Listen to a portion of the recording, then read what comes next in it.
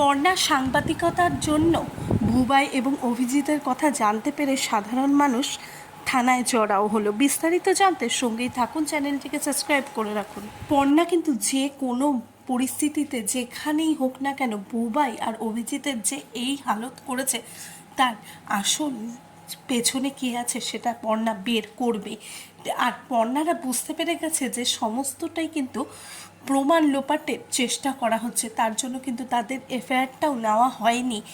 সমস্তটাই তাদের কাছে একদম পরিষ্কার। ঠিক এই কারণেই কিন্তু সে প্রেস মিডিয়া সব এক করে দেয়, এমনকি সে সাংবাদিকতাও করে আর সেই স্পটে গিয়ে দেখায় যে কীভাবে তাদের অ্যাক্সিডেন্ট হলো। ওইদিকে পুলিশ কিছুই জানে না যে কোন গাড়ি বা কীভাবে তাদের মেরেছে। সমস্তটাই কিন্তু সাধারণ জনতার সামনে আনার চেষ্টা করে পর্ণা। তাছাড়া সাধারণ জনতা ছাড়া কেউই তাকে হেল্প করতে পারবে না, এটা কিন্তু পর্ণা বুঝতে পারে, যেহেতু পুলিশের সাথে লড়াই করাটা অত সহজও না।